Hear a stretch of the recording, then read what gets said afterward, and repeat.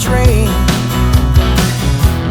that someday I'd play on my high school football team. Run onto the field while confetti falls like snow. When I hear those bleachers cheer, there's one thing that I know. I only ever wanted to be a crusader, laying underneath the lights. I only ever wanted to be a crusader, wearing the blue and white. We're gonna win tonight.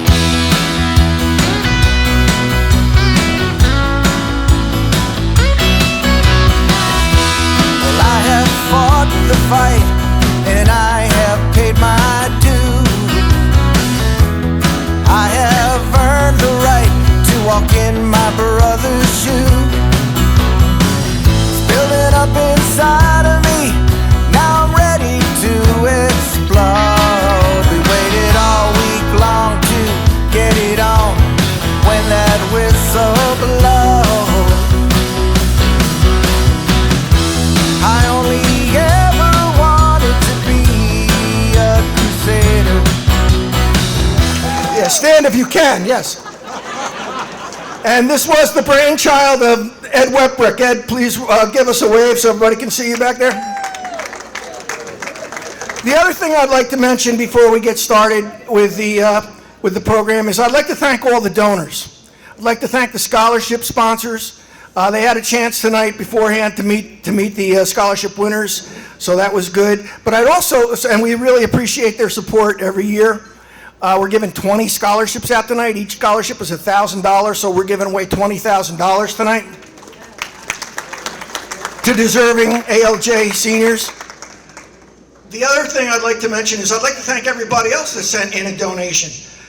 We had a tremendous support with donations this year, just in the general fund, and that money goes to several different things. For instance, just off the top of my head this year, we sent the Jamie Ronsky, where are you? Give a wave. Jamie is the cheerleading coach at A.L.J. And we sent the cheerleading team to Ocean City, Maryland. Is that where we sent you? For a national competition? For a national competition. So you guys helped do that. Phil Scardilli, who was here tonight filming everything for us. Phil it runs the TV production program at A.L.J. and we've donated equipment to his room, his classroom. So those are the kinds of, off the top of my head, those are the kinds of things that you guys help to support with your attendance here and with your donations. So we're very appreciative. At this time, I would like to turn the program over to Dee Toth, who is the chairman of the scholarship committee, and we're going to make our scholarship presentations. Dee?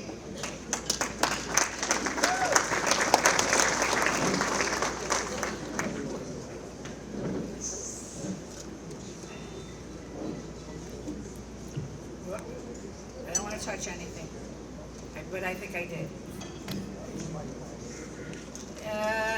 Can everybody hear me? Okay, let's go. Before I start with the scholarship, no. Just speak up. No. Everybody on the side. You can tell I'm with the older class. If I had to have a younger person fix the thing for me. Before I start with the scholarships, I'd like to take a moment to thank Steve and Jamie Schofi, Art Lundgren, and Betty Torello for doing a wonderful job putting this dinner together tonight.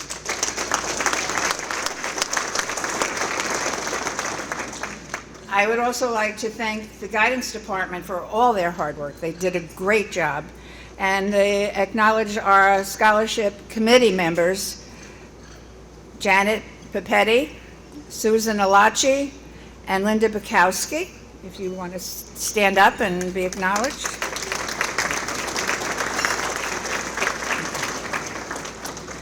This is the 12th year that the Alumni Association has awarded $1,000 scholarships to well-deserving A.L.J students.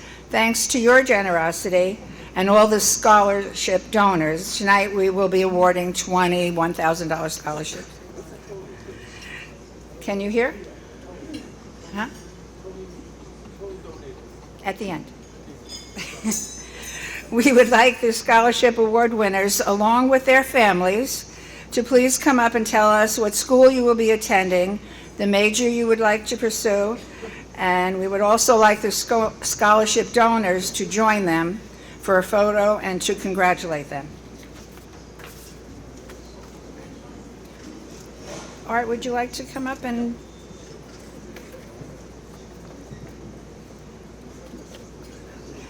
The A.L.J. Alumni Association is proud to award 2 $1,000 scholarships. Our first scholarship winner is Tim Ford.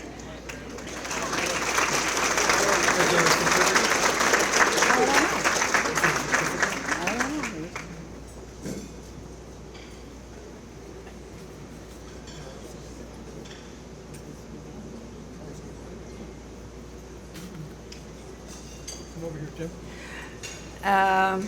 The second A.L.J. Alumni Association scholarship has been awarded to Grace Warnock.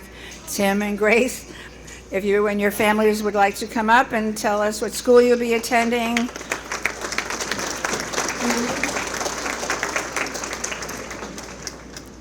All right, so hi, I'm Tim Ford. Next year I'm going to be going to Marist College, and I'm going to be studying computer science. So thank you to the A.L.J. Alumni Association.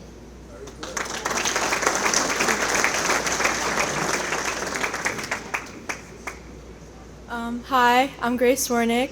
I'm going to Salve Regina University in Newport, Rhode Island, and I'm going to be studying nursing and playing field hockey. So thank you.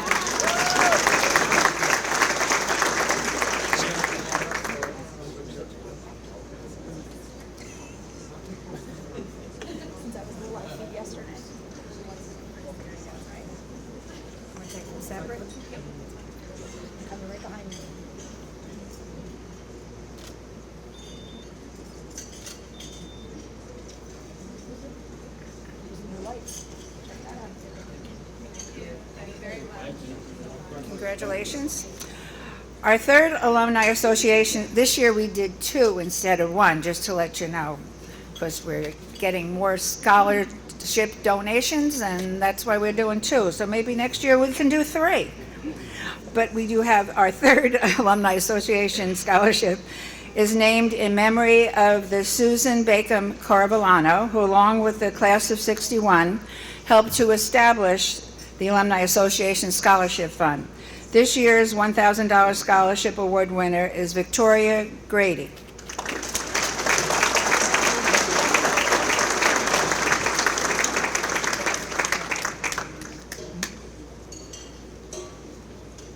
Hi, I'm Victoria Grady. I'll be attending Fairfield University in Connecticut, and I'll be majoring in biology.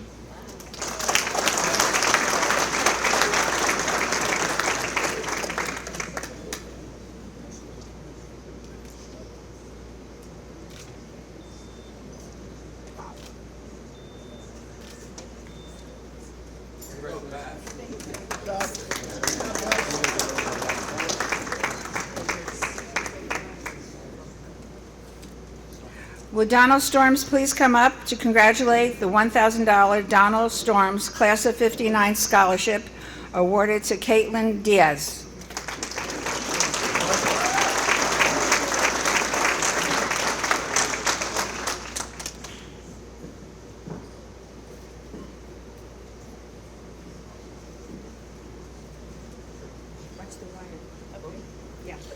Hi, I'm Caitlin Diaz, and next year I'll be attending Ramapo College of New Jersey, and I'm going to be majoring in psychology with a minor of human resource management.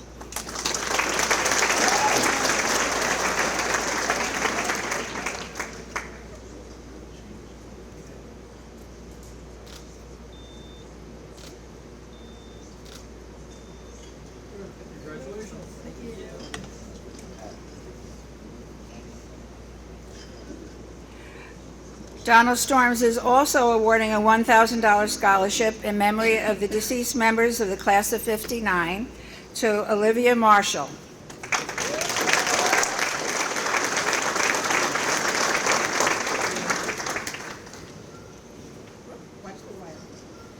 Hi, my name is Olivia Marshall, and I'm attending Drexel University in Philly, Pennsylvania, and my major is exercise science, and I hope to become a physical therapist.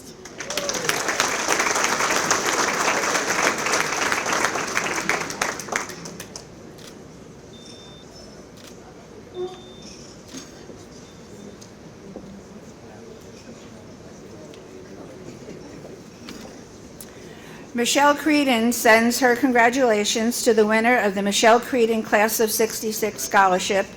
The scholarship has been awarded to Matthew Froden. Please come up.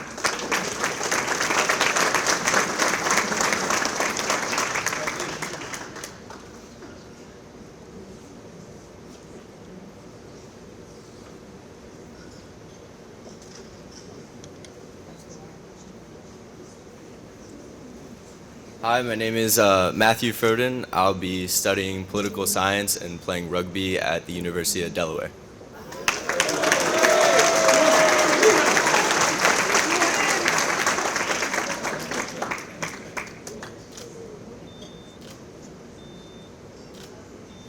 Congratulations. Thank you. Would Karen Fernandez please come up to congratulate the $1,000 Karen Fernandez Class of 66 Scholarship awarded to Nicole Lenkowitz.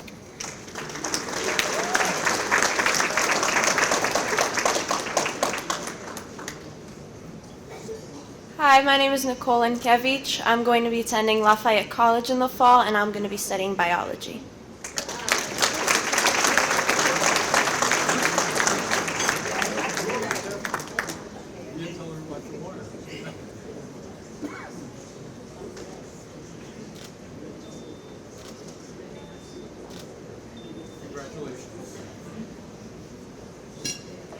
I think if you're coming up, if you come in front of the dais, there's a wire here, and it seems like we don't want an accident to happen. Our Hall of Fame recipient, Dr. Edward Anderson, scholarship in memory of Steve Tripka, Class of 62, has been awarded to Karina Heckavaria.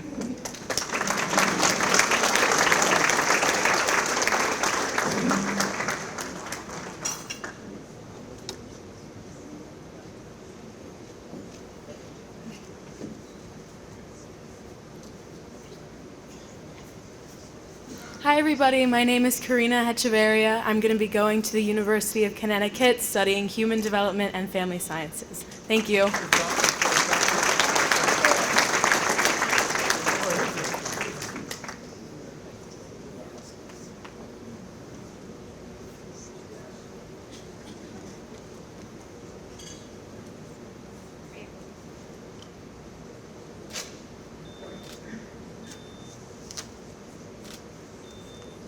Congratulations.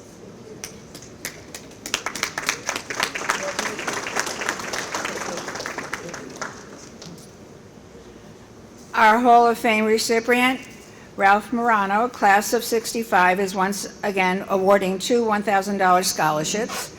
Please come up to congratulate this year's winners, Maria Dante and Eva Wazawa.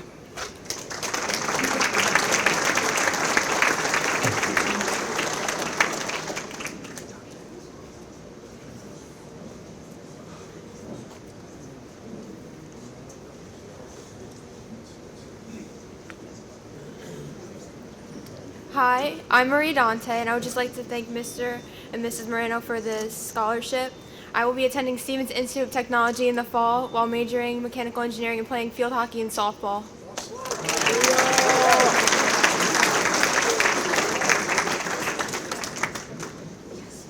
Hi, my name's Eva Varshava. I will be attending the University of Connecticut in the fall studying business management with a minor in finance. Thank you.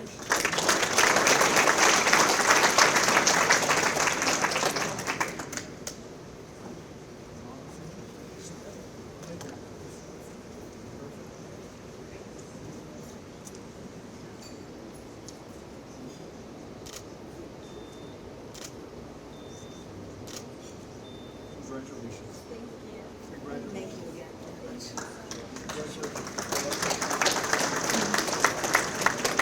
This year we are honored to award two Robert L. Kastner Memorial Scholarships. Mr. Kastner was also a Hall of Fame recipient and distinguished faculty member. We ask the Kastner family to please come up to congratulate their scholarship winner, Ella Frasco, and our second scholarship winner, Victoria Zaro.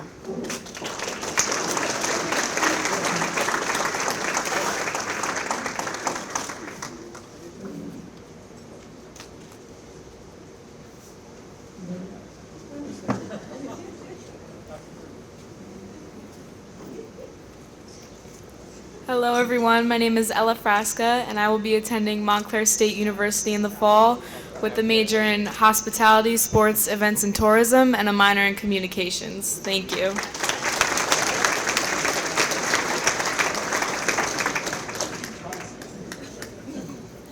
Hi, my name is Victoria Zaro and I will be attending Montclair State University in the fall. I will be majoring in public relations and social media studies, and I wanted to give a big thank you to the Kastner family for awarding me with the scholarship.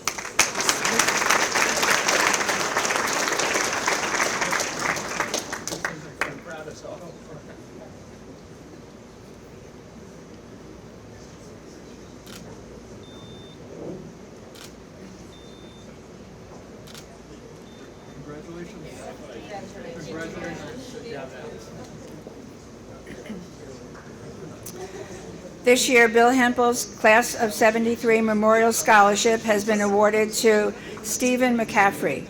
Would Mrs. Hempel join us to congratulate Stephen and his family?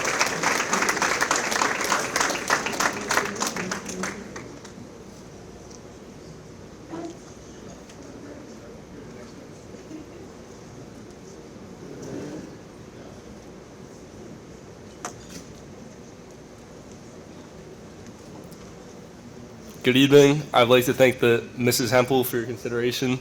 I'm Stephen McCaffrey. I'll be attending Rutgers University next year, and I'll be studying economics. Thank you again.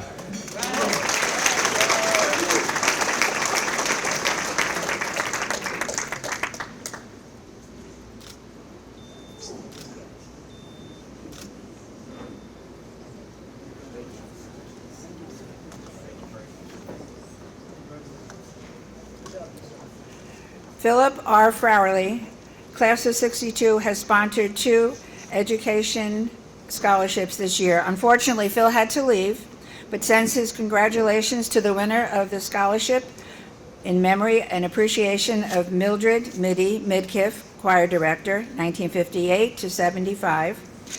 The scholarship has been awarded to Emma Ches.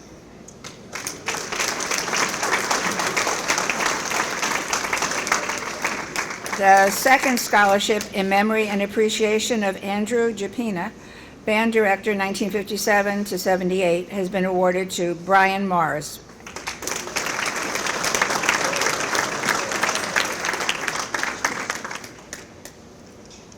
Hi, I'm Emma Check. I'll be attending Seton Hall University in the fall with an undecided major, and I'd like to thank Mr. Ferrari for the scholarship. Thank you.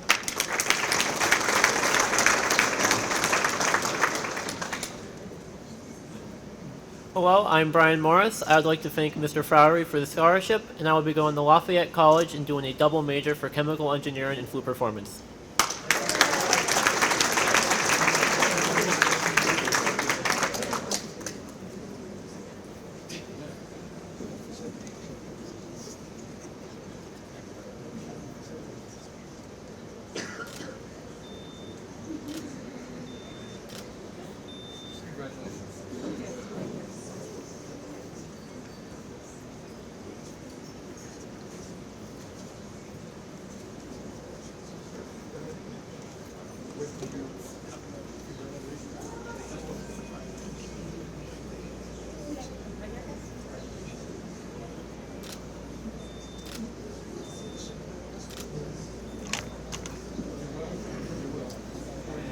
Lou DeRosa, Lou DeRosa. Oh my God, am I thinking back at high school? Oh, God help me. Lou Del Rosso, one of the Hall of Fame recipients, has offered the Lou DeRosa Business Scholarship to Alicia Arbolito.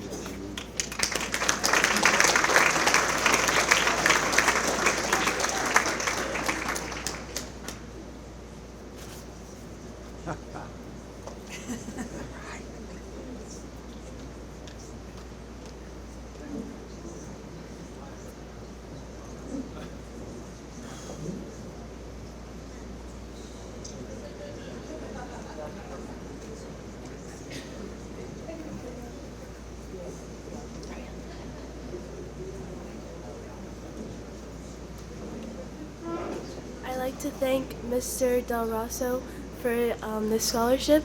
I'm going to St. Peter's University in Jersey City, and I'm majoring in accounting.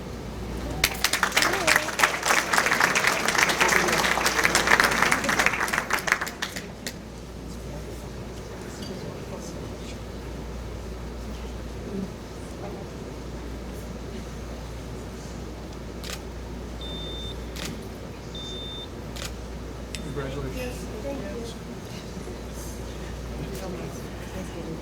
The A.L.J. Scholar Career Development Scholarship has been awarded to Julia Joy.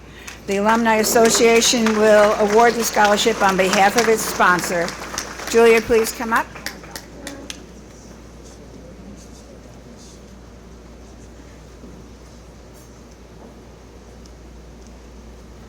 Hi, my name is Julia Joy. I'm going to be attending St. Joseph's University in Philly this coming fall.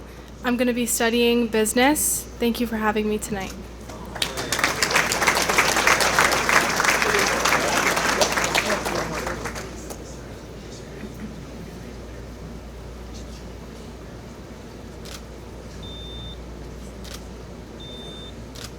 Congratulations. Do well. Thank you.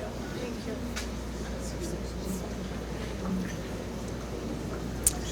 This year, we have a few new sponsors. Unfortunately, John Sullivan could not be here tonight to receive his award. He has received a scholarship from the class of 1970. Iris Hassler is here tonight on the behalf of the class of 1970. Would you please come up?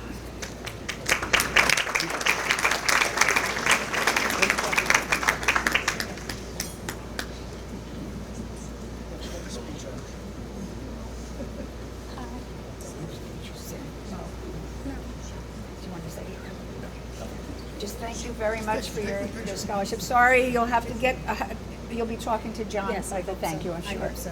Thank you. Thank you very much.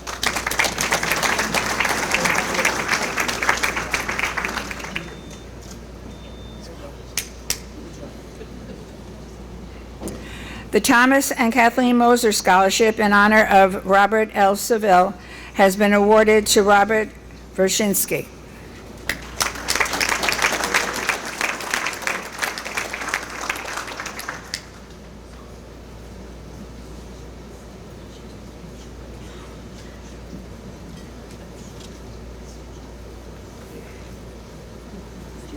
Hello, my name is Robert Vershinsky. My name is Robert Vershinsky. I will be attending the New Jersey Institute of Technology, and I will be studying computer engineering. I would like to thank the Moser family for giving me this opportunity, as I am very grateful.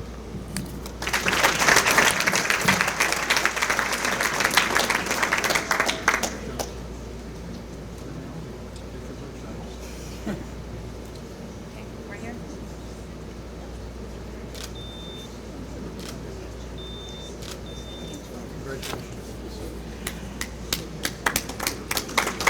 The Ron Pacina Class of 65 Track and Field Memorial Scholarship has been awarded to Brett Mikowski.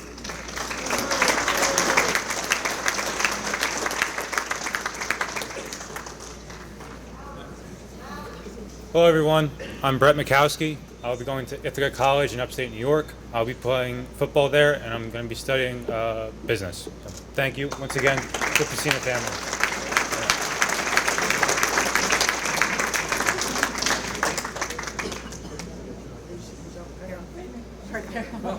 Yeah, there you are.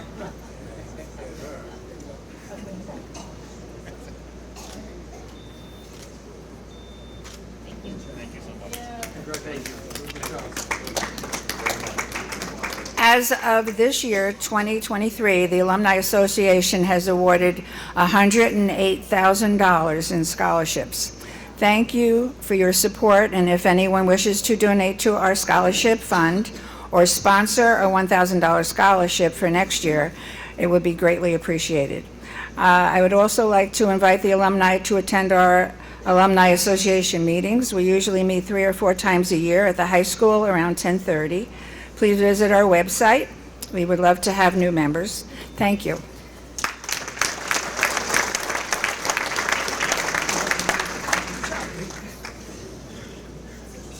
All right, ladies and gentlemen, I think you've been too quiet for too long. I want you to get a little noisy right now, and I really want you to show these kids what a great job they've done. Please give them a big round of applause.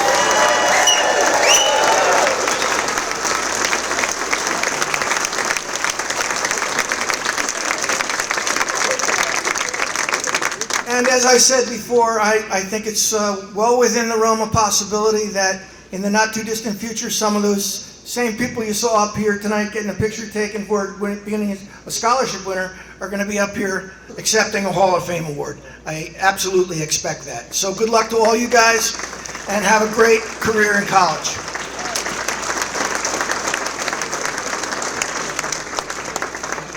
Okay, we're going to move into the next phase of the evening, which is, I think, the most anticipated part of the evening. I'd like to say 1 or 2 words about our Hall of Fame. As I said, this is now the 10th anniversary of the Hall of Fame. And I'd just like to just mention the fact that there's a little bit of confusion every once in a while that accompanies this Hall of Fame. People tend to think it's an athletic Hall of Fame, which it's not. I mean, I coached at Johnson for a long time, so I'm involved with it. That might, create some confusion. Another thing that creates confusion is the fact that we have an awful lot of athletes that are in our Hall of Fame. Kids that as high school athletes really distinguish themselves. But we have no category for athlete in this Hall of Fame. Nobody is being inducted into this Hall of Fame for anything they did athletically while they were in high school. I attribute the fact that there's a lot of athletes that are in our Hall of Fame just to the mere fact that it's not at all unusual for highly accomplished people to have been involved in athletics, in their high school years. We also have an awful lot of people in our Hall of Fame who were not athletes, who distinguished themselves in other areas, in academia, in other extracurriculars like band, marching band, things like that. So we are not, an athletic Hall of Fame. However, there is an athletic Hall of Fame, an A.L.J. Athletic Hall of Fame that is going to be starting this coming fall.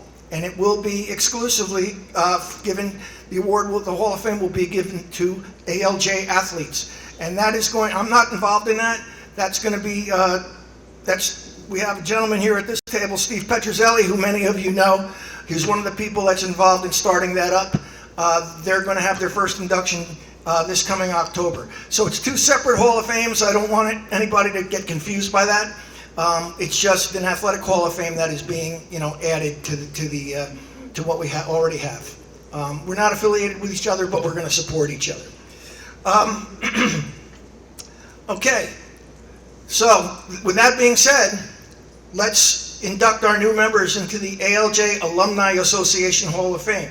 The class of 2023 is going to be inducted by the new principal at A.L.J., Tara Oliveira, who, as I said, is a Clark-born, Clark-bred person and an A.L.J. graduate herself. So, Tara?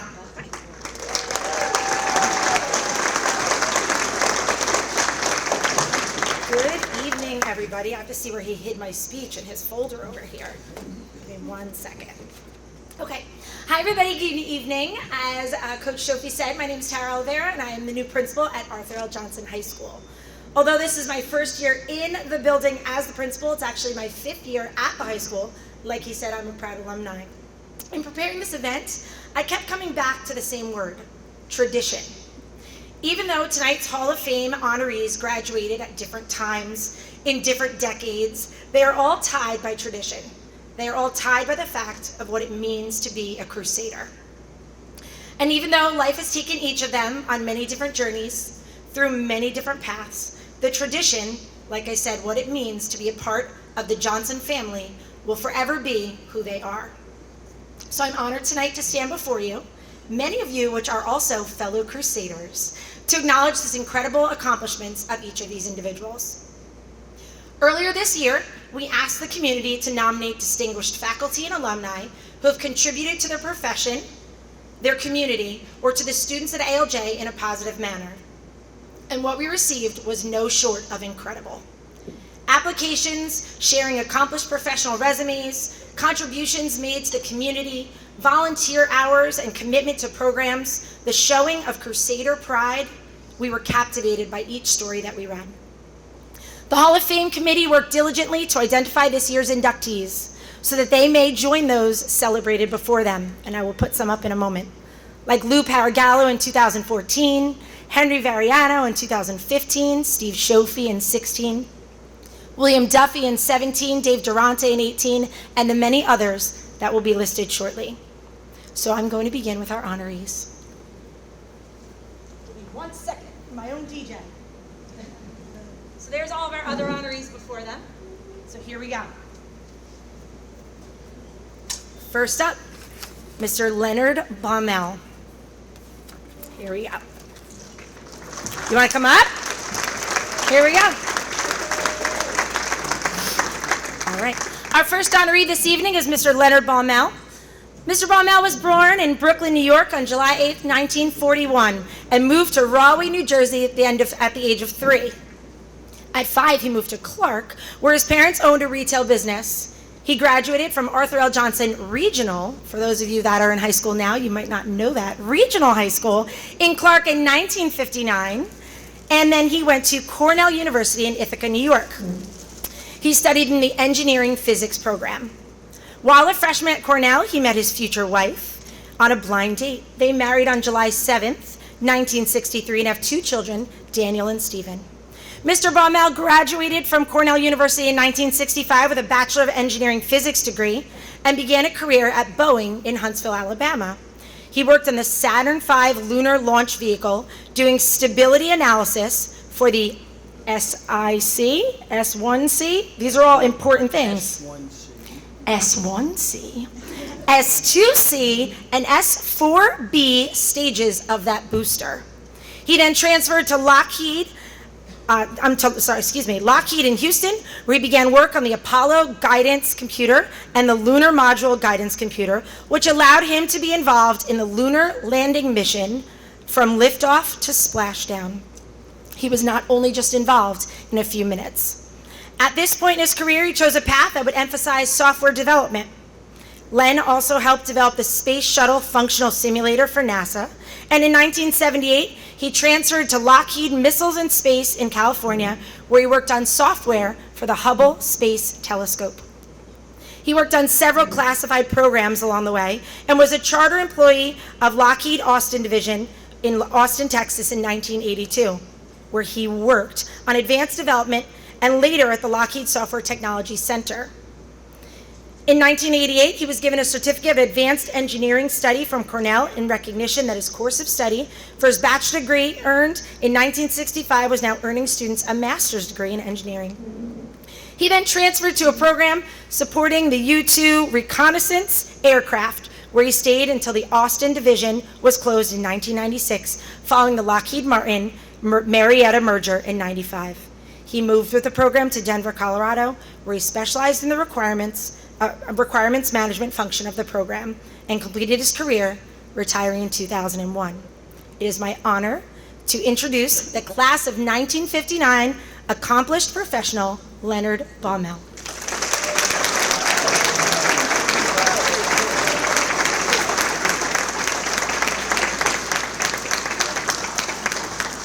Thank you, Tara, and thank you, Steve Shofie and the entire Alumni Association for this honor.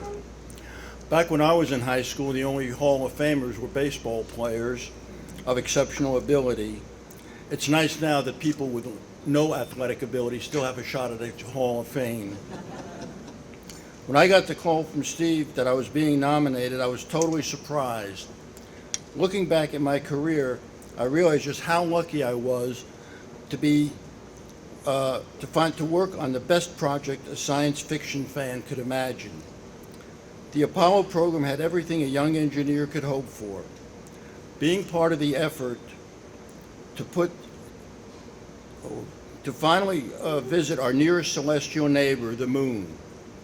Being on the ground zero for the first steps on the lunar surface while the whole world watched was amazing. It was the experience of a lifetime. After Apollo, the space shuttle project was a chance to use the simulation experience gained from Apollo to a whole new vehicle. The luck continued in that my wife was willing to make the physical moves my career entailed, everywhere from the East Coast to the Gulf Coast to the West Coast, back to the Gulf Coast, to the Rocky Mountain region, and finally back to Austin when we retired. That was our fourth and final move to the Lone Star State. Her flexibility made my career possible. This recognition by my high school adds to the satisfaction of being so closely involved with so many projects that added to our knowledge of the universe and the gaining of pride in our country with the lunar landing, to the defense and well-being of our nation. I also want to thank my nephew and my Simon Gannett and my grandnephew Thomas Messina for being here to share this with me. And I regret that my niece Maura Gannett, who by the way was a classmate of Steve Shofie's, could not be here because she's on a trip to Egypt. Good luck for her. So again, thank you high schools, and thank you very much for this honor.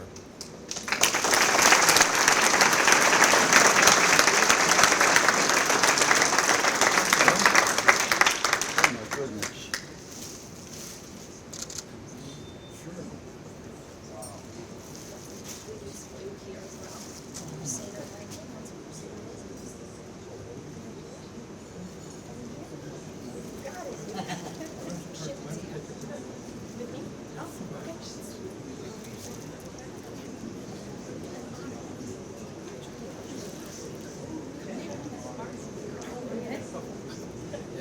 Class of 59. Yeah, class of 59 has to stick together.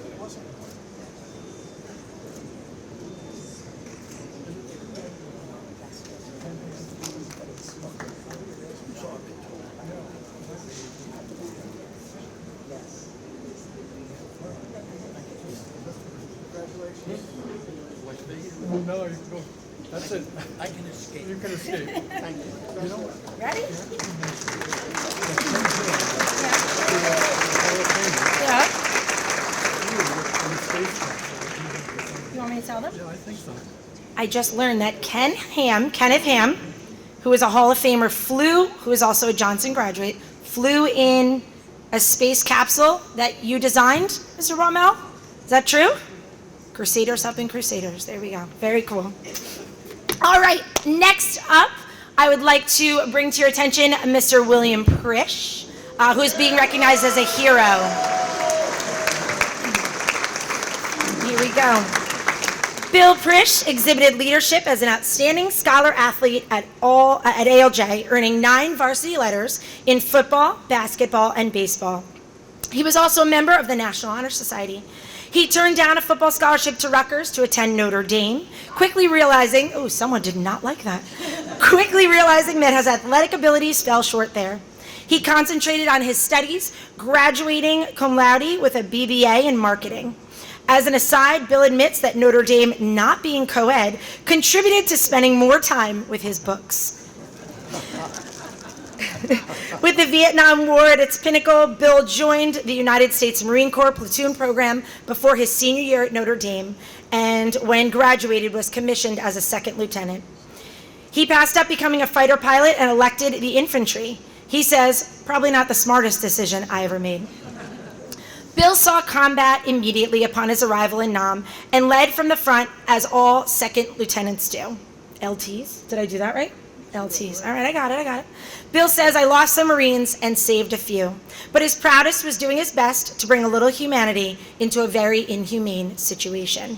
He was recognized for acts of courage and bravery, receiving a Purple Heart and the Bronze Star of Valor. He was severely wounded in August 1968, losing a lower limb, and after spending 8 months in the hospital, he was discharged from the Marines. He joined International Paper, where he had a successful 35-year career making changes to the culture of its purchasing organization. His impact went beyond International Paper when Association of Suppliers in the paper industry recognized Bill as the Purchasing Manager of the Year. He retired in 2004, is widowed with 3 children, 7 grandchildren and step-grandchildren, and 7 great-grandchildren. We are honored tonight to recognize Bill as a hero.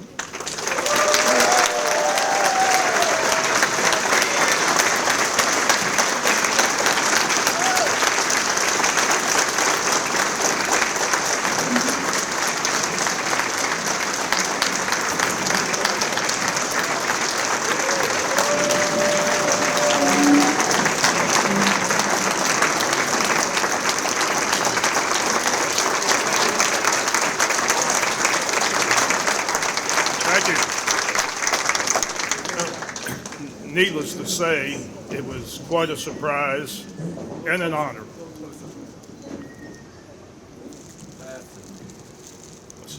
All right, is it better? Yep. It was a surprise and an honor to be nominated and inducted into the A.L.J. Hall of Fame. Although heroes is not a category that I personally would have chosen, others felt differently, and I respect and accept that decision. Becoming a Marine officer and leading young men in combat in a land many thousands of miles away has been the most challenging, the most demanding, the most frightening, and yet the most exhilarating thing that I have ever done. Unfortunately, that part of my life came to an end a lot sooner than I had anticipated, and before too long, I was repaired, rehabilitated, and sent back to the world. The world is what we called it when we were in country in Vietnam. Most of you will refer to it as civilian life in the United States. That transition from military to civilian was really not that difficult for me, and that is mainly thanks to the love and support that I got from my family and friends. Now, if you know some of my friends, you know there were some good-natured zingers along the way that gave us some good chuckles over time. Civilian life began as a commuter in the business world working for International Paper Company. That went on for a little over 4 years. Then I was relocated to the coast of Oregon at a paper mill, then to a division office in Mobile, Alabama, out to Texas to a project, back to Mobile, and ultimately to Loveland, Ohio to work with the Manufacturing and Technology Group. That's a suburb of Cincinnati. During my 35 years, I had the opportunity to travel and work on projects in France 3 times, Germany once, Poland twice, Finland several times, and even Russia once. And I mention these experiences because I think it's important to note, particularly you high school folks that are here tonight, that I've done a lot of things, been a lot of places, met with and worked with a lot of people. But my 4 years as a Crusader at A.L.J., my classmates, the other students, my many teammates, the coaches, and the teachers have left me with some of the most pleasant and favorable and even precious memories that I have today. It's a distinct honor to follow the distinguished alumni before me and those that will be joining tonight into our high school's Hall of Fame. Thank you.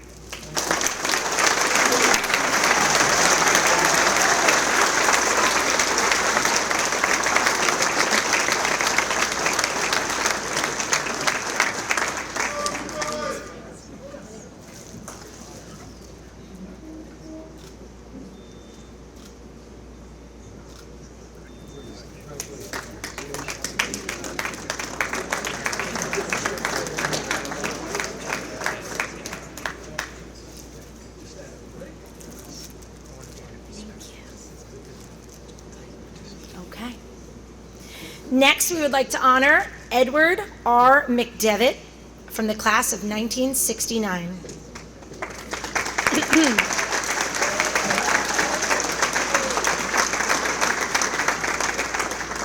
At A.L.J., Edward McDevitt was president of the National Honor Society and the Key Club. He played basketball, baseball, and football, and competed on the track team, of which he was the captain. Ed was named Mr. Regional, was a member of the Spanish Honor Society, choir, and the Investment Club. Captain McDevitt, United States Navy, graduated from Bucknell University in 1973, where he played varsity football.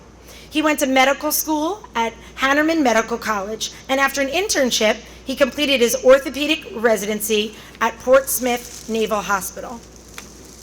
McDevitt set up the orthopedic department at the Navy's base in Guantanamo Bay, Cuba, in 1986. The movie A Few Good Men was based on a real episode that occurred when McDevitt was stationed in Guantanamo. His real-life role was the hero who restarted the Marine's heart and started the investigation. In the fictionalized movie version, he was portrayed as an evil villain by Christopher Guest. I don't think you're an evil villain. 12 of his 24 years of active duty were spent at the United States Naval Academy as Chief of Sports Medicine and Brigade Medical Officer. During these years, McDevitt was the orthopedic surgeon for the U.S. Congress and the U.S. Supreme Court. He was previously Chief of Surgery at Anne Arundel Medical Center in Annapolis, Maryland. McDevitt is on the editorial board of the American Journal of Sports Medicine and served as the orthopedic surgeon and head team physician at the Naval Academy from 1987 to 1999. During his time at the Naval Academy, Dr. McDevitt earned respect and admiration of student athletes through his personalized care and established himself as a leader in sports medicine by publishing a landmark study on functional bracing after ACL reconstruction.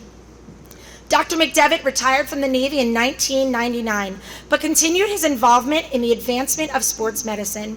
He has served in several leadership positions for the American Academy of Orthopedic Surgeons, the American Orthopedic Society for Sports Medicine, and other orthopedic societies. He chaired the Hall of Fame Committee for the American Orthopedic Society for Sports Medicine and is on the executive committee, a highly competitive and selective orthopedic sports medicine research society.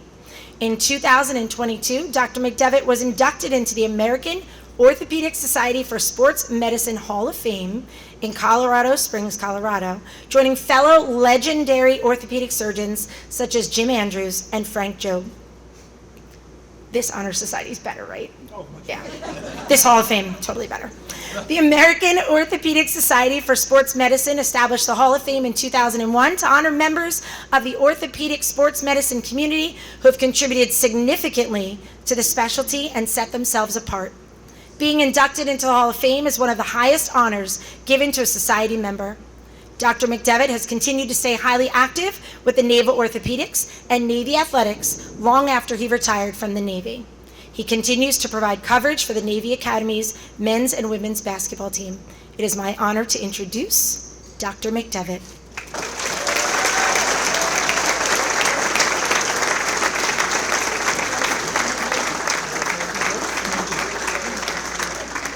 I think it's a wonderful honor. I want to thank Alan Richer, who nominated me. Now, Alan didn't know me, but he knew my younger brother, Mark, who unfortunately died 20 years ago. And to honor Mark, he honored me. And Alan, thank you so much. And I want to thank Steve, Sophie. You know, the stuff you do for this society is unbelievable. And your committee, the people that you picked for this, my other nominees, are just unbelievable people. So it's just, thank you, Steve, for all you do. And James Taylor wished he could sing and play guitar as well as you do. I want to talk about Hutchison Street. Now, Hutchison Street is a small street parallel to the back fence of our wonderful stadium. When I was a kid, there was no Kenneth Place, so I could look from my backyard, and I could go across the creek, it goes down to the resin. I could go to the field where my dad used to hunt for deer, and I could see the school being built, and I'd say, someday I'm going to go to that school. But I went to St. John's, and at St. John's I got to 8th grade, and Sister Margaret Virginia said, Edward, of course you're going to Roselle Catholic. I said, no, I'm going to A.L.J. She goes, if you go to that public school, you will marry a Protestant, and you will go straight to hell. Now, I went to Bucknell and I met Amy, who's a Protestant, so you know where I'm going. And I loved A.L.J. I had a great experience there, great teachers, great coaches, and wonderful classmates. Many of you are here today. Thank you for coming. And when I finished at A.L.J., I thought it was pretty tough. I thought I was a really nice guy. I was amazing, right? But now I look back, not so much. Like, I was Mr. Regional, but I was the first year, it was a tie. Joe Dunn was my great classmate. He also was Mr. Regional together, right? 2, I ran for president of my class, and I lost by 1 vote to Jerry Tracy. Now, I went to Jerry. I said, Jerry, I voted for you. He said, well, I'll tell you one thing. I didn't vote for you. And my best honor was the highest academic for a male in my class. Now, I wasn't a valedictorian because we had 14 women, including Diana Jasmine, who were better than me, which says a lot about Clark girls, how smart they are.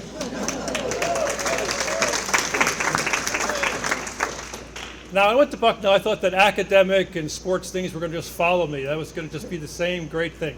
Not so much. I played football, I played beer pong, I played bridge, and my grades reflected it. Then I met Amy. And Amy's idea of fun is, let's go to the library. But I tell you what, when I went to the library, I started studying, my grades improved. And for all you students that are graduating, when you go to school, go to class. Participate in class, do your homework, and a couple times during the semester, go to your professor, hey, professor, that was a great class. And that would really help you. But my grades that first couple years weren't good. I went to my pre-med advisor. He looked at my grades and he threw it down on the table. He said, Edward, I'll tell you one thing. There is no way in hell you will ever be a physician. And he was right in the way, because you get those little thin envelopes when you apply to school and you don't get in, you get the thin envelopes. I got lots of thin envelopes. And I went to Reading, Pennsylvania, worked in a hospital, thought that would help me. Didn't do it. Then in desperation, I went to Hahnemann Medical College to work as a volunteer, unpaid. And for month after month, I worked like a dog in that place.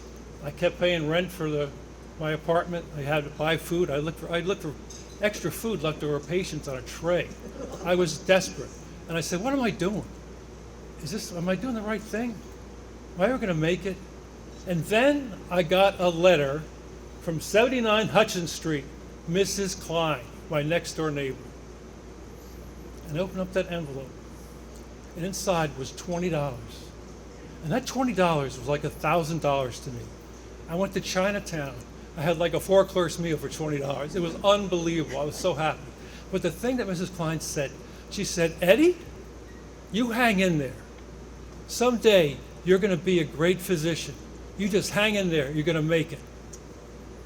And I want to honor Mrs. Rosemary Klein for what she did to me that day. And all of us, there are things that people are down, and we can do something. We can reach out, just like Mrs. Klein did for me, and make a difference in somebody's life. I want to thank you for this wonderful award. Thank you very much.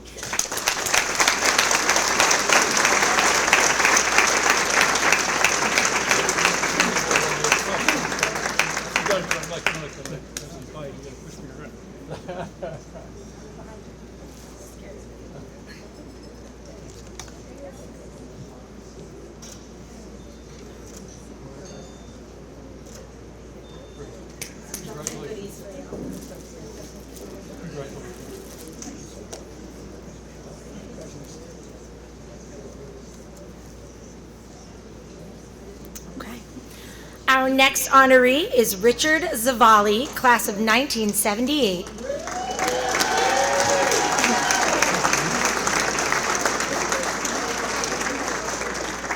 Rich Zavali is one of the most accomplished student athletes to ever play for Johnson. A true 3-sport athlete, Rich Zavali is one of only 2 state wrestling champions in A.L.J. history, with an undefeated 26-0 record and winning the state championship in 1978. Rich was also a first-team All-State selection in lacrosse as a defenseman his senior year, as well as a second-team All-Union County selection in football that same year. Rich attended Montclair State University before gaining a carpenter apprenticeship with local Union 155 in Plainfield. Soon after, he joined Toricon Incorporated, a company he would stay with for the next 42 years. Starting as a clerk of the works and moved on to a project engineer, site superintendent, scheduling engineer, manager of engineering systems, and finally project manager. He now works on construction projects with a value of $300,000 to $900,000.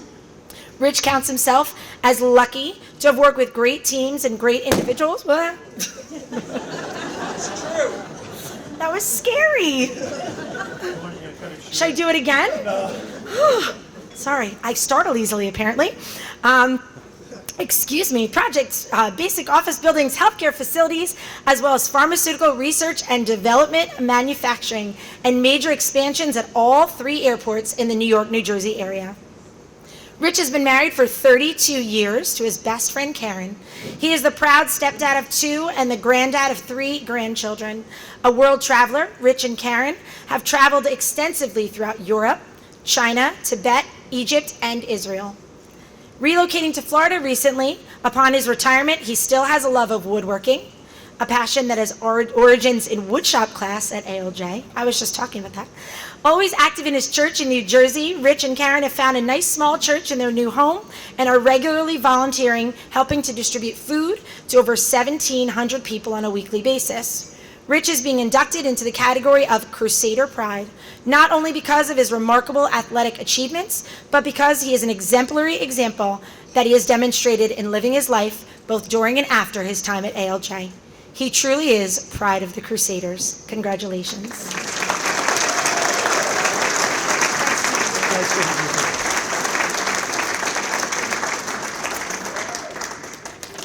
This week, as I was preparing my speech, I'm not much of a talker, but I was down at my brother's house visiting him. I haven't seen him in a couple months, and I stayed at his house for 3 days, and he pulled out a pile of paper that was unbelievable. All the newspaper clippings and things like that we got from our parents' house after our parents passed away.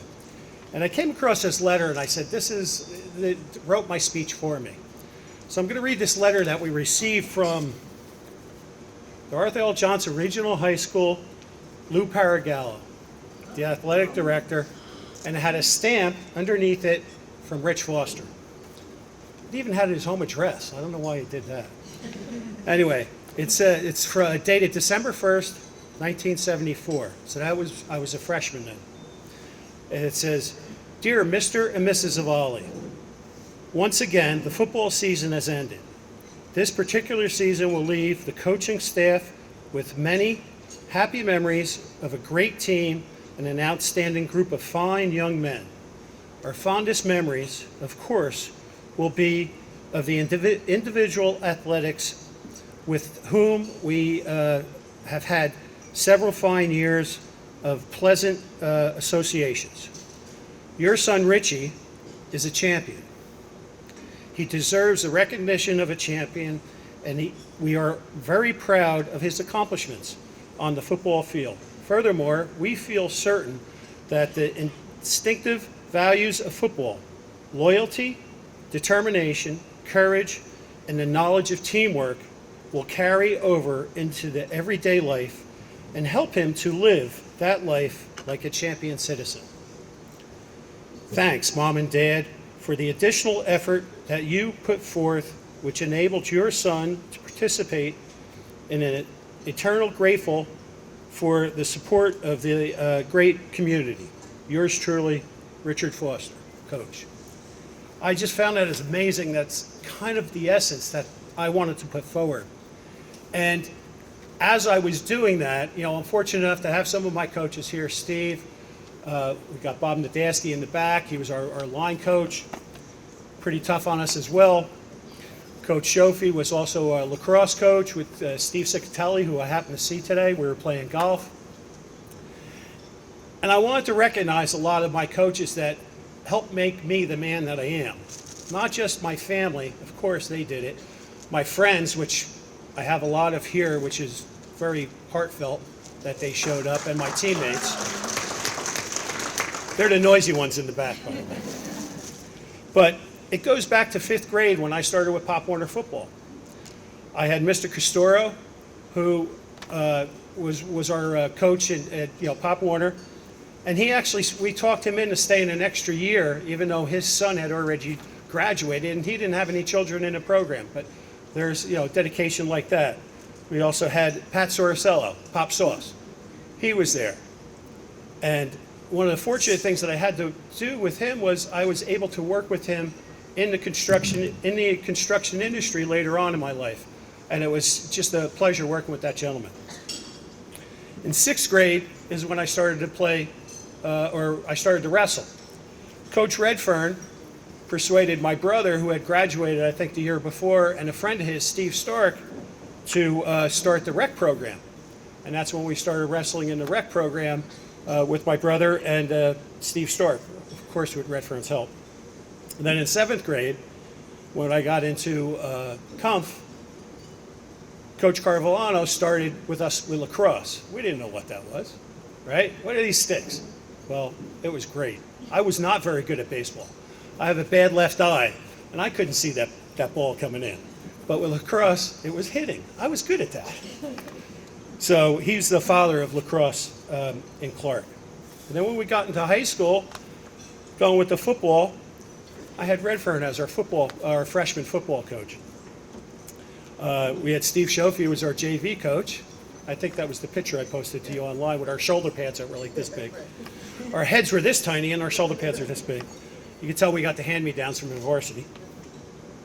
And then varsity, we had Rich Foster, Coach Adasky, and Coach Cicatelli. Wrestling, it was kind of funny how it works out. Dick Foster was our wrestling freshman coach. And then JV at varsity was Tom Galashewski, TG, and Coach Redfern. Some of the stories I can tell you about Coach Redfern could go on forever. He was just a gentleman, but he really pushed you hard. I remember as an 8th grader, I would come over and practice with the high school team.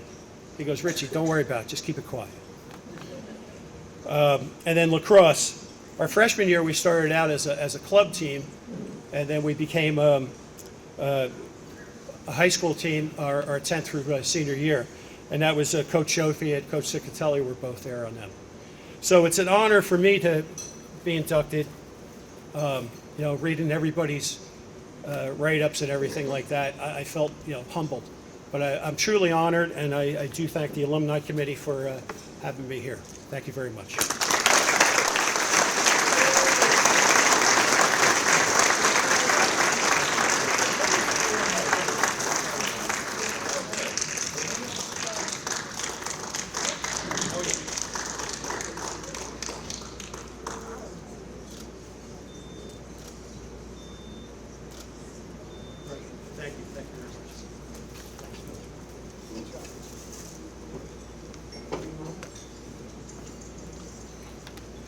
Okay.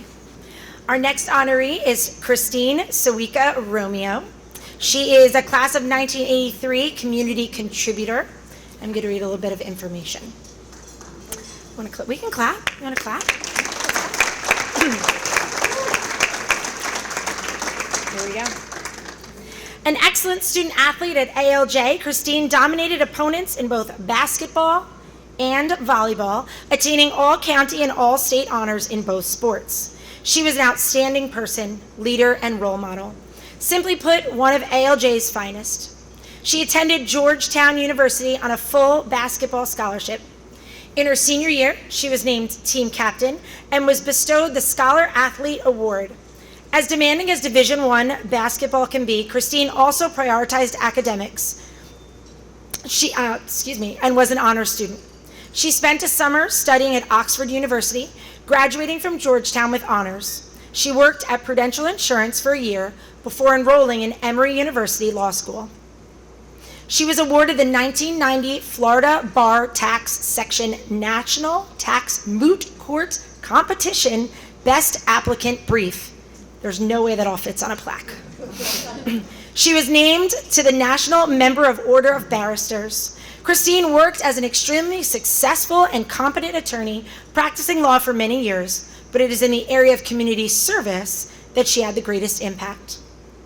When her sons were younger, She worked with the CCD program as well as the Hospitality Committee at Our Lady of Peace Roman Catholic Church. She was a class mother for several years, and later years she coached the CYO boys 4th grade basketball team, then later helped coach the New Providence PAL boys 8th grade travel basketball team and the 7th and 8th grade boys CYO basketball teams. All the while she was coaching, she also helped her husband run the CYO kitchen on many Fridays, Saturdays, and Sundays. Christine volunteered as a den mother for multiple years, as well as worked as a volunteer for the Boy Scouts and headed up the Scouting for Food drive for 3 years and was the driving force for her sons attaining the rank of Eagle Scout. Christine worked with her son Jonathan to help him coordinate with the town of New Providence to complete his Eagle Scout project of constructing the town's community garden. Unfortunately, Christine passed away prior to the completion of the project and his attaining the rank of Eagle Scout.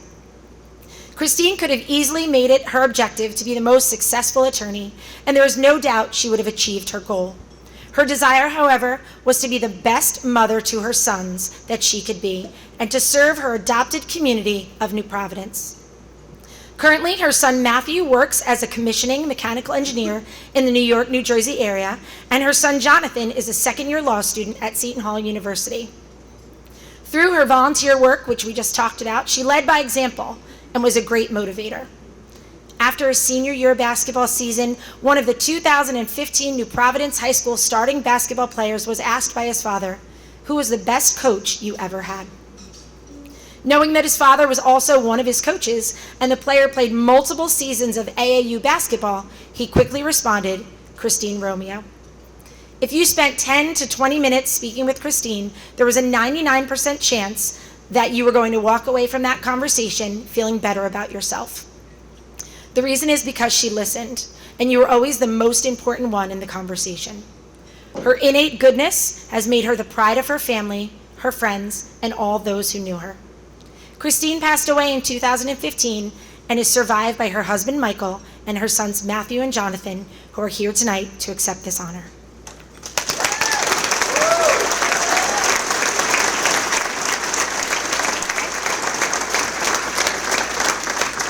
Thank you. Thank you. I'll try to get through this as best I can.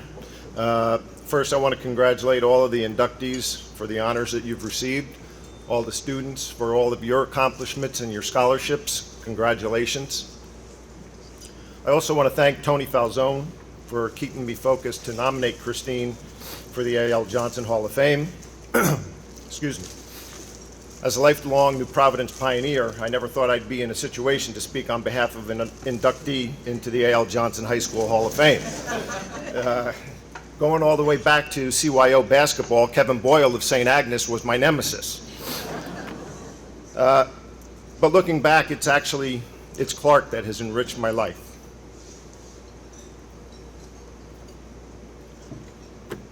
It was on a bus trip run by my good friend Bob Delasala that I met Christine Suica, who would later become my wife. And while this is not about me, the funny thing is that the person I, my family, and friends are all here to honor would be the person least likely to want the attention. Things were never about Christine. So as I began to write in support of Christine's nomination, all of what you've heard, I found a letter written by Mr. Douglas Felter. Douglas was the AP English teacher who was recommending Christine for college admission. What Mr. Felter probably did not know is that his description of her was not just that of a high school senior who was an all-state athlete and an honor student preparing for college, but he was describing the whole of Christine's life. Mr. Felter wrote, "Still, despite her success in any number of endeavors, Chris Suica has retained the sensitivity and concern of one who would have no cause to be egocentric. Perhaps it is Chris's ability to see her personal triumphs in the proper perspective which makes her such a warm and gregarious person. As unfair as it seems that one person should be so gifted and so ingratiating, Chris provides much evidence that such accomplishment is primarily due to strong self-discipline and hard work.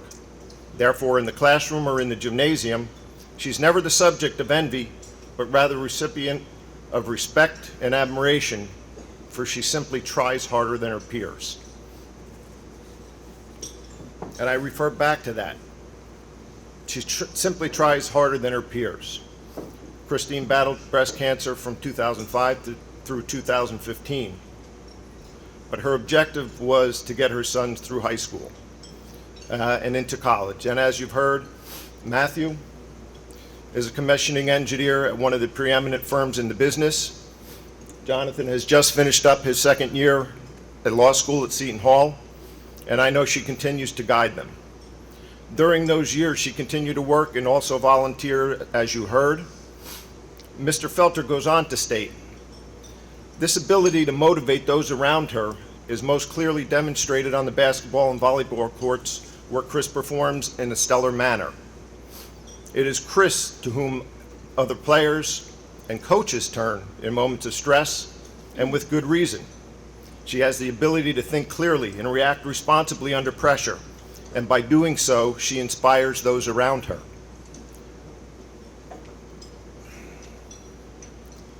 While Christine battled breast cancer, there were several times she was approached by someone who had a friend or a family member who was diagnosed with cancer.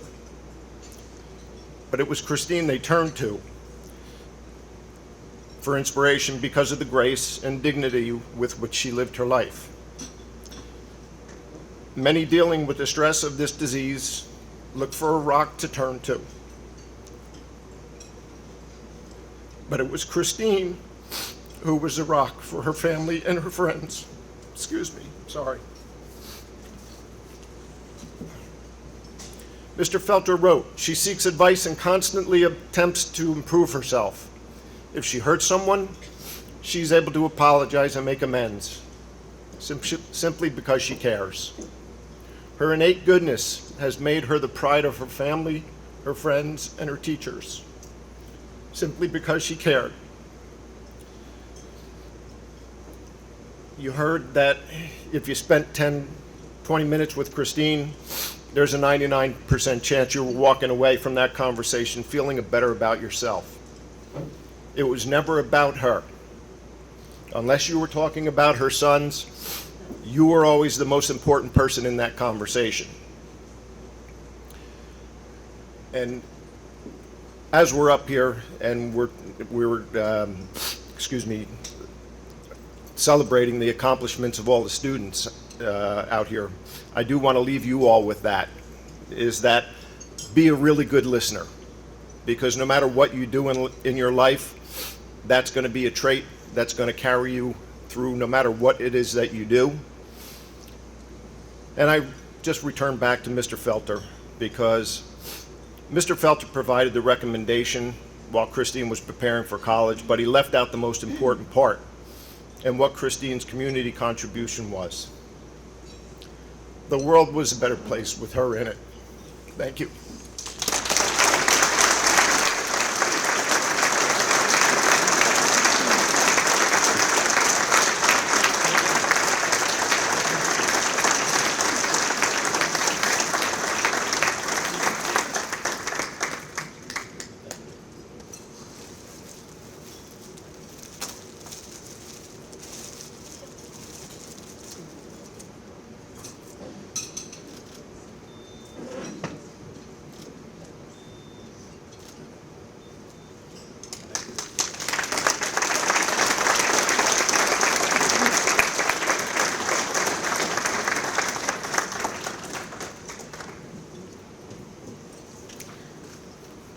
Our next honoree this evening is Yolanda Urbanski, class of 1992.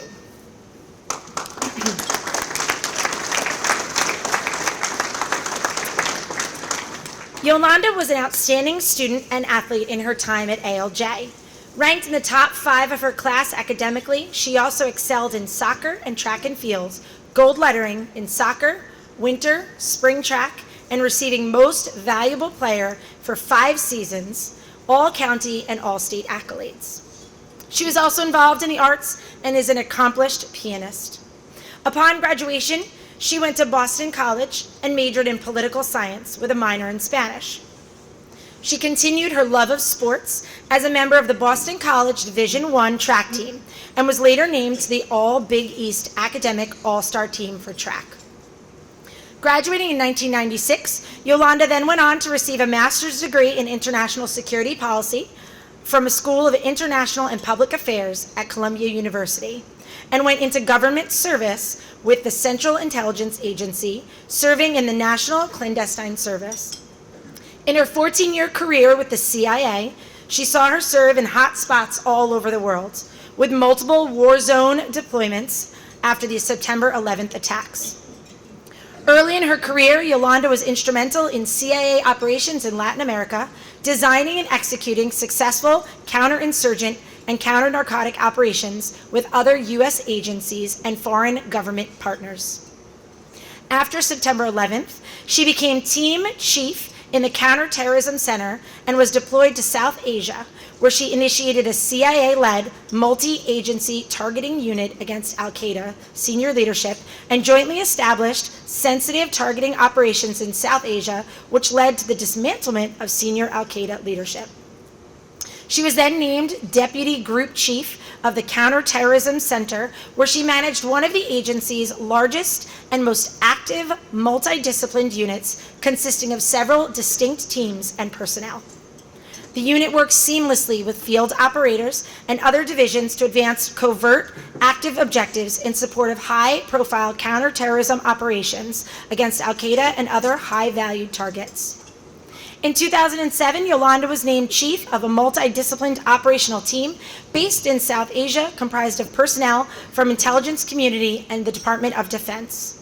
The unit directly contributed to an increase of intelligence that identified, located, and successfully thwarted future terrorist plots against the West. Moving home to the U.S. in 2008, she was named Senior Operations Officer for Domestic Field Operations, where she collected vital foreign intelligence, which played a critical role in forming U.S. foreign and national security policies. Yolanda initiated and coordinated successful joint operations against foreign and domestic terrorists and counterintelligence threats with the FBI and federal, state, and local law enforcement officials of the Joint Terrorism Task Force. In her final CIA appointment, she was named Senior Staff Operations Officer, Africa Division. In this role, she planned and directed intelligence collection, counterintelligence activities, and covert action operations with field components in Africa. She received 2 National Intelligence Unit citations during her career.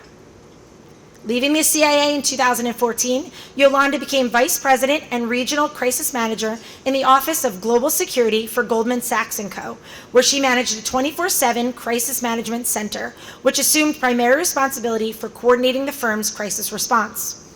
She then moved on to NBC Universal as the Global Security Director, where she developed protocols, policies, and processes for high-risk travel and major incident response. Sorry, lost my place. Her current position found her as Vice President, Head of Security and Intelligence for the National Basketball Association, where she is tasked with maintaining the safety and security of all NBA interests and personnel globally. Yolanda remains involved in helping mentor young professionals interested in the national security fields and is involved in organizations that support wounded veterans and families of fallen military and civilians serving in war zones. Yolanda currently lives in New Jersey with her son Colin and enjoys bringing her son to the A.L.J. fields to play sports with him. I would like to congratulate and introduce you to Yolanda Urbanski.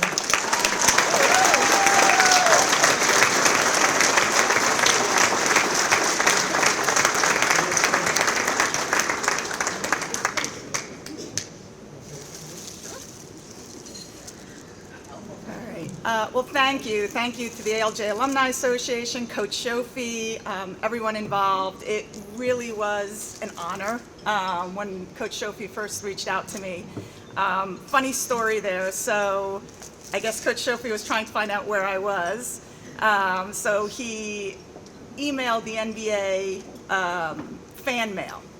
So in my role, the only time those people communicate with us, if there's a threat, if someone wants to harm one of our players, if there's someone out there that's not quite right saying certain things.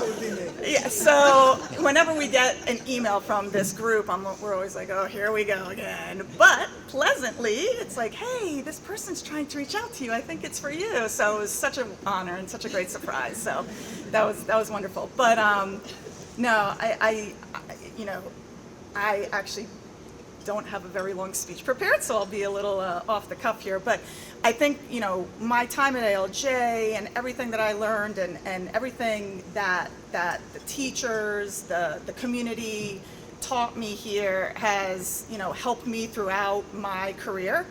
One thing that I often say to young people wondering, like, how did you get where you were going and what did you do and what path did you take?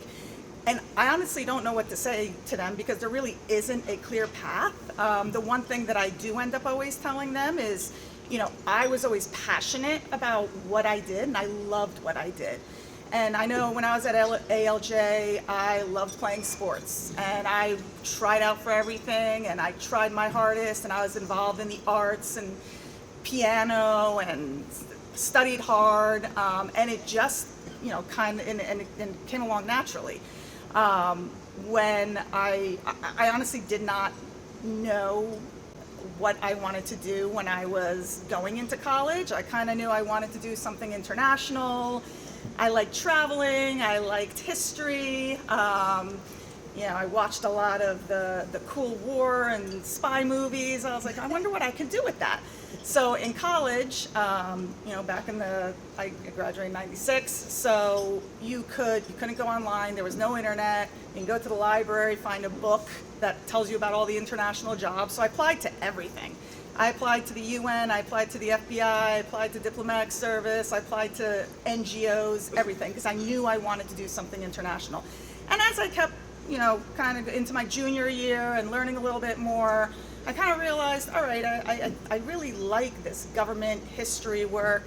And one of the recruiters called back for an interview.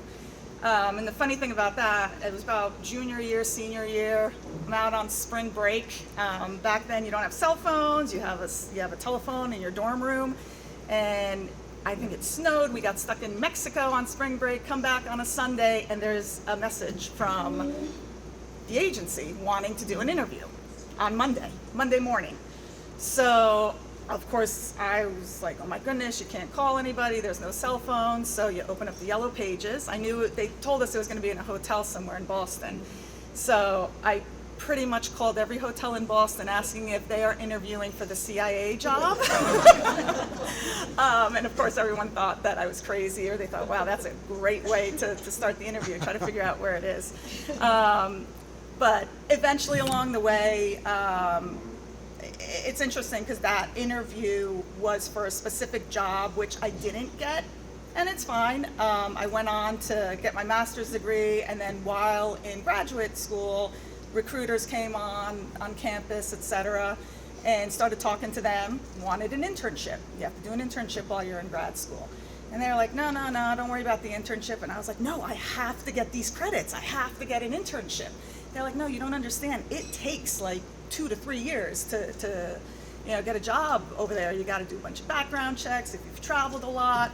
My parents were immigrants into the country, so all that background took time. So I said, all right, fine, put my resume in, and I ended up getting an offer contingent on graduation and passing all the background information, et cetera, background checks.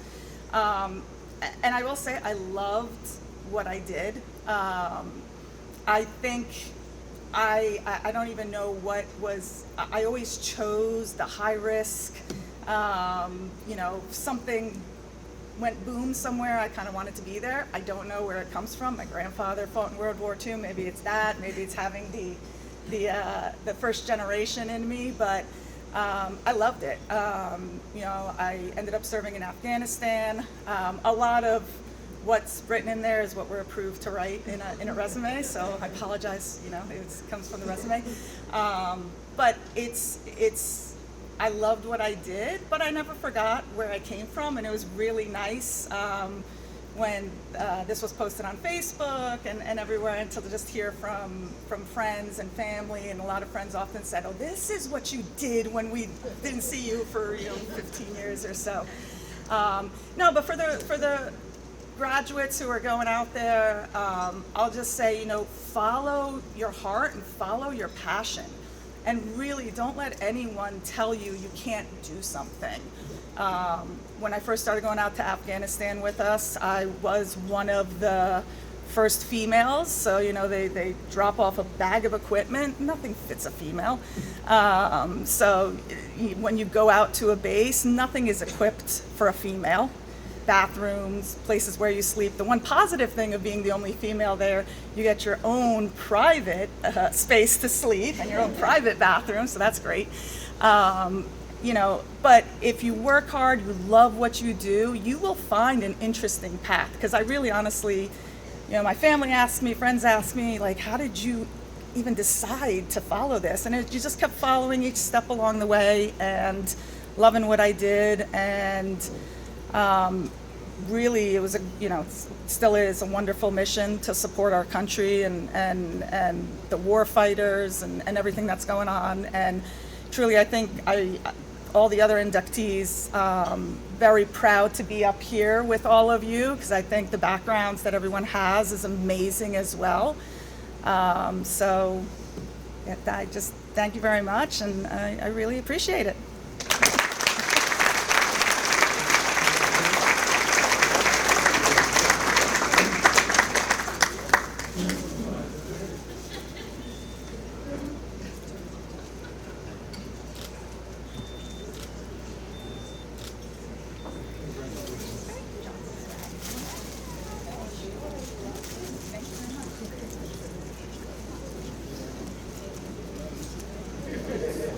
Okay. Our final inductee tonight, last but not last, is Karen Comos Planis, class of 1998.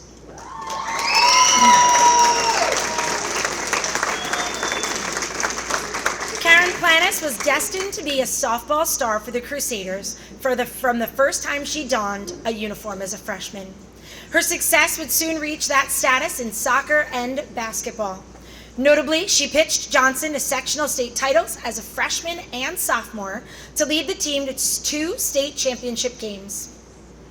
Those early accomplishments established her reputation as an outstanding pitcher who could field with a steady glove and perform at the plate as a solid hitter.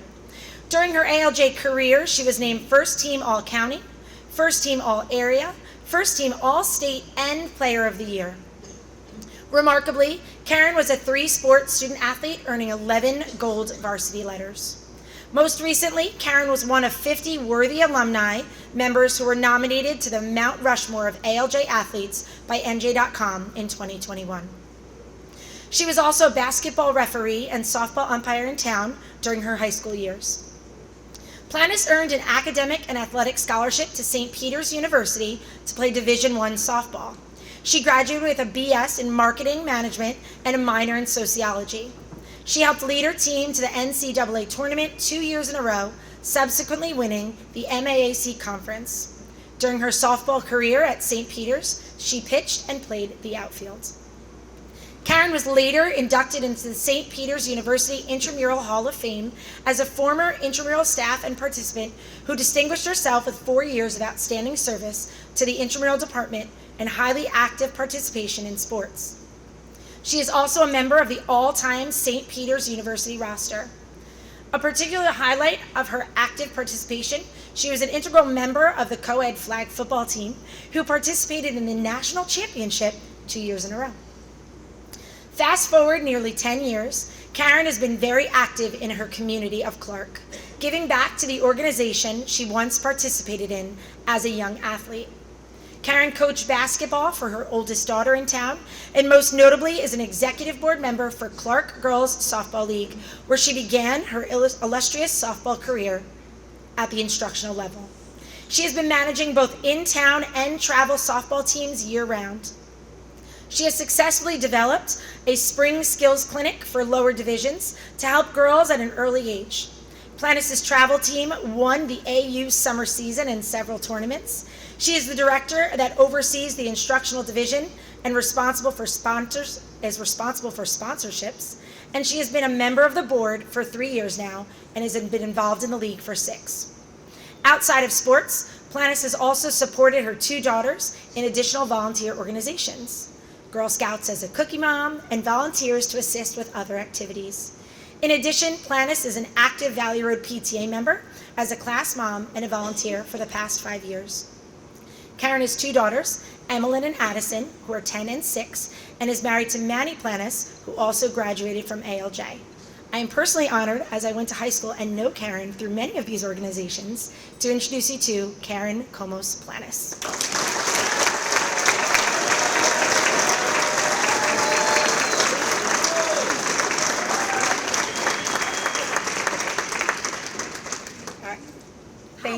Can you hear me? Okay. I just want to thank everyone tonight, Coach Shofi, Tara, the committee. It's a great honor. You guys reached out a couple of months ago and shared with me of this nomination. I was completely humbled. Thank you to all and appreciate the amongst greatness of all of the inductees tonight. I feel like I have to really step up my game based upon all of their accomplishments. But I grew up in this town. I am honored to have the opportunity to have my children also grow up in this town. It's great. My mom grew, and my aunt is also here too.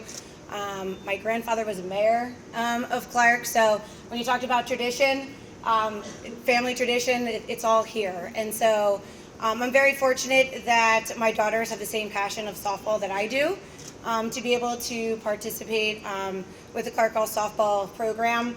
When I was a little kid, we only had one field behind Friendlies, which doesn't even exist anymore.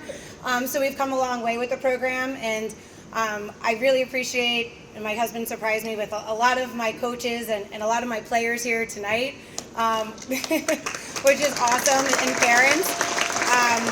But I will say that softball has been something as a little girl that I had a great passion for, and during my tenure at Johnson, softball was my life, along with the other sports too, but softball was the year-round sport. And thank you, Petro. We have a lot of great memories, good times, amazing accomplishments. Erin Duffy, I know that you're all the way in the back, also one of my teammates. But great memories that last for a lifetime, and I love running into former players and coaches to share, all the memories that we've had. So I just want to thank everyone. I really appreciate it this evening.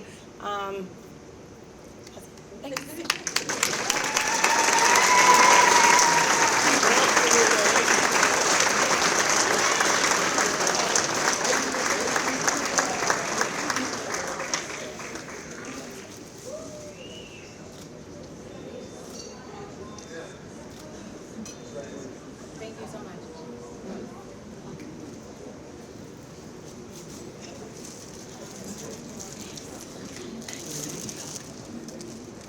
At this time, I'm going to turn the program over to, do you want me to turn back to Steve Shofi? Here we go.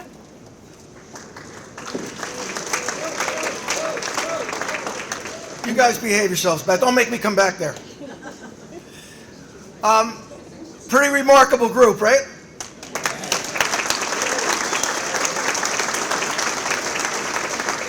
I would like to say, I'd like to just mention to Yolanda that you might not have known what you were going to do when you were in high school, but I think I did.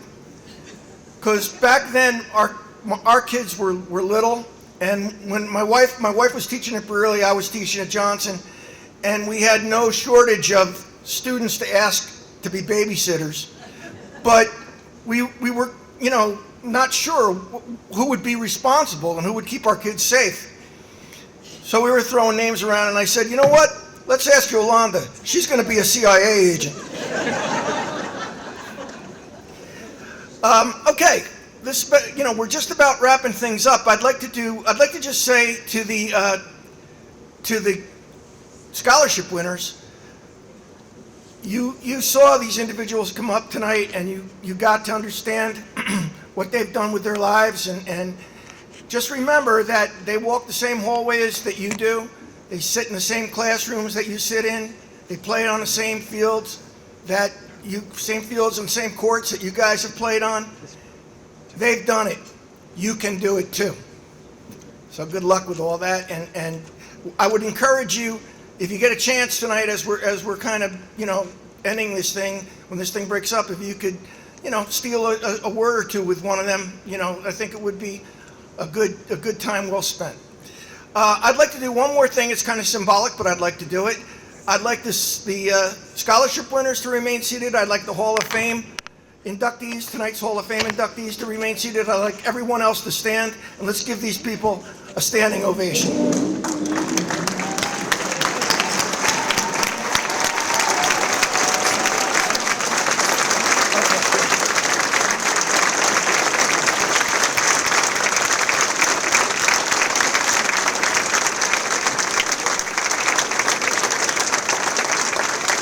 Okay, thank you very much.